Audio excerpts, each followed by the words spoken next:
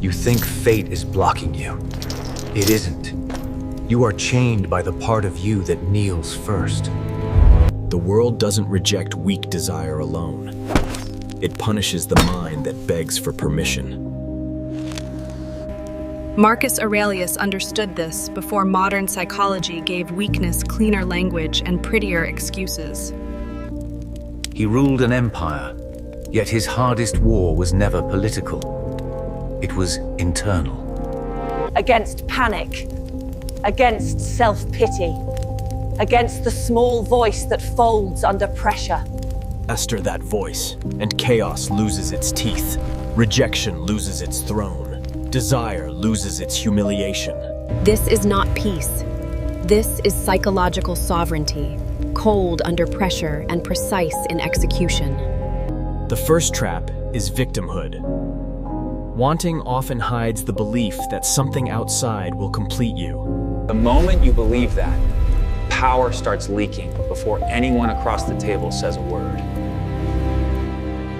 Before you speak, before you negotiate, before you even enter the room. A weak frame broadcasts hunger, and hungry minds always overpay for approval, relief, and belonging. Here the mechanism is simple. Your brain confuses interpretation with reality, then obeys the interpretation. An insult becomes injury. A delay becomes rejection. Silence becomes proof that you are unwanted. None of that is the event itself. That is your private narration attacking you from within. Most people never face reality directly. They face the story glued onto reality afterward. Then emotion follows the story. Behavior follows the emotion. Life follows the behavior. So the execution is brutal. Separate fact from meaning before emotion takes control. In high-stakes meetings, criticism feels lethal when ego hears contempt instead of useful information. The stronger move is colder. Extract the signal. Drop the theater. Keep your center. The next trap is glamour. It makes desire look magical, sacred, elevated, and worth kneeling before. You call it success, romance, wealth, influence, yet obsession always begins with exaggeration. The mind paints gold onto an object, then kneels before the paint it created. That is the mechanism. Projection makes you worship what imagination has already inflated beyond proportion. The moment you worship it, you place yourself beneath it.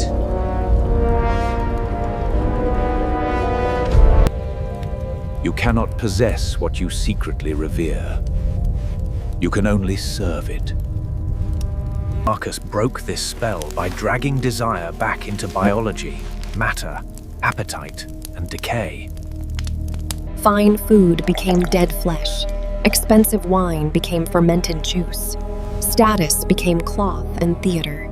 So the execution is clear. Strip the fantasy. Name the parts. Remove the perfume. Look directly. Fear weakens when the object returns to ordinary scale inside your nervous system. Executives seem terrifying, only while rank hypnotizes you more than reality does. See the body beneath the suit. Appetite, vanity, anxiety, decay. Then your voice stops shrinking. Another trap is distorted scale. Desperation grows when attention locks onto one single moment. One job, one deal, one rejection, one mistake. Suddenly it feels like your whole existence. Attention collapses inward, and a single scene becomes a private universe with no horizon. Here the mechanism is distance. Emotional weight changes fast when perspective widens. Aurelius fought panic by zooming out until ego looked microscopic against time and mortality. From that height, praise looks small. Humiliation looks small. Even victory looks temporary. Ask what this moment becomes in 10 years. then in 100, then in dust. Your embarrassment dies. Their opinion dies. The audience dies too. That should not make you hopeless. It should make you freer. So the execution begins with scale. Reduce false importance before you decide how to act.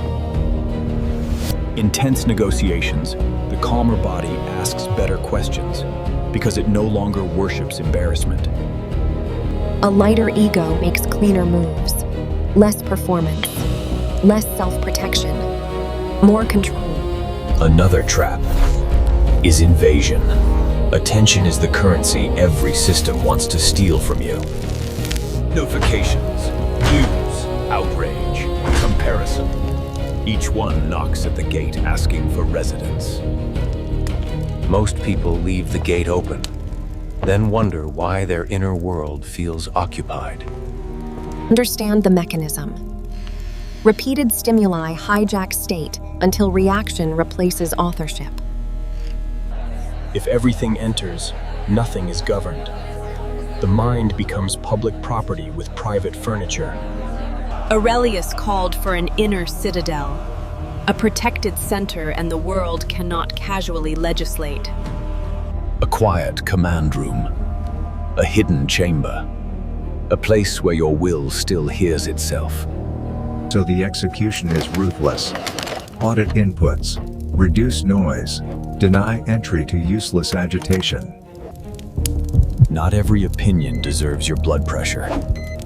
Not every headline deserves your nervous system. Not every image deserves desire. Not every message deserves an emotional reply. One careless message can poison an afternoon if you let it settle and colonize the room. Silence is not emptiness. It is territory. Guard it like gold. Another trap is resentment. It is the childish belief that life should follow your preferred conditions.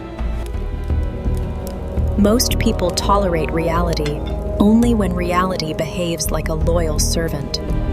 When fate refuses them, they collapse into blame, complaint, and theatrical disappointment. Here, the mechanism becomes psychological alchemy. Friction stops being damage and becomes material. You do not merely endure pressure. You convert it.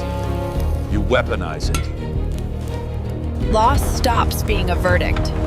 It becomes raw fuel for construction. Miss the promotion, and one mind turns bitter, while another becomes sharper and harder. Lose the relationship, and one mind drowns, while another rebuilds discipline from the wreckage. This is not denial. It is strategic digestion. Use pain before pain uses you. So the execution is immediate. Meet reality quickly. Stop bargaining. Ask what this can build next. In failed launches, weak teams hunt for blame, while stronger teams hunt for leverage. Acceptance does not make you passive. It makes you harder to stop. Another trap is naivety.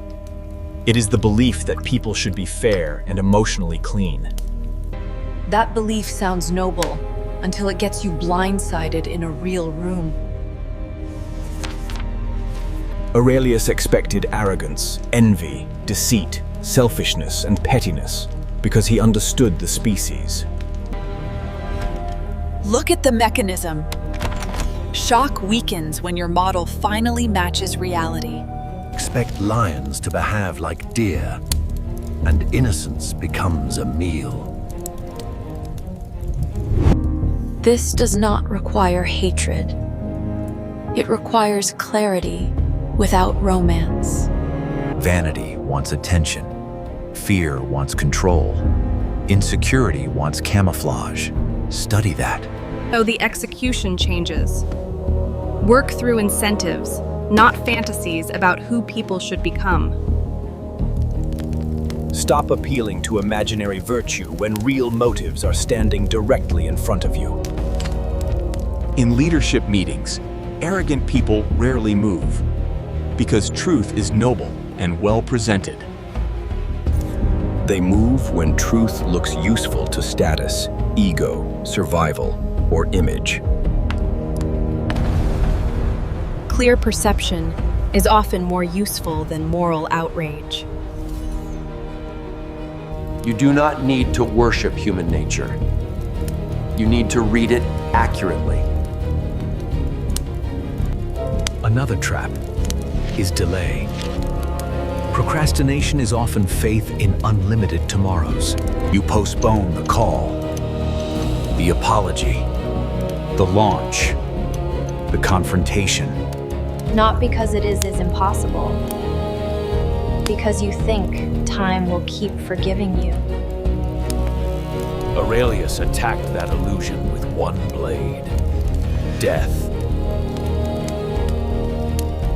The mechanism is a strict deadline. Mortality crushes imaginary future into present-day execution.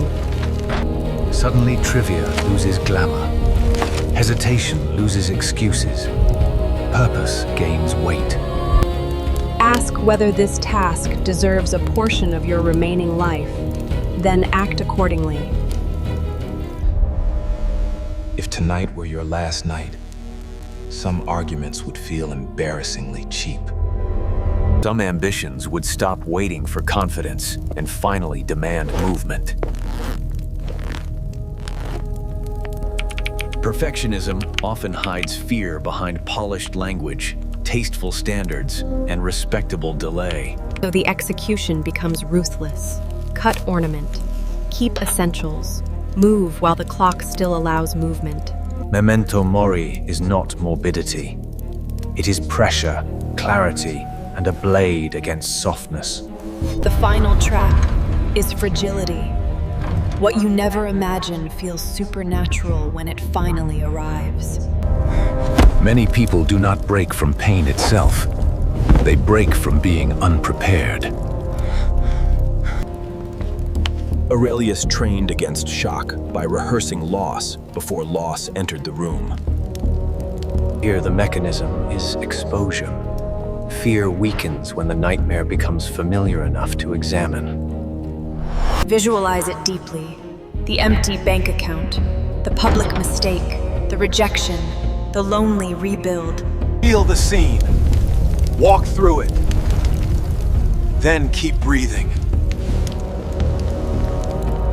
You learn something crucial there.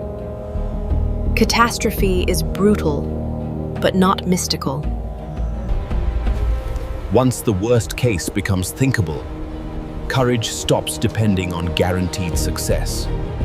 So the execution is private rehearsal. Simulate collapse, then design your first intelligent response. Who do you call?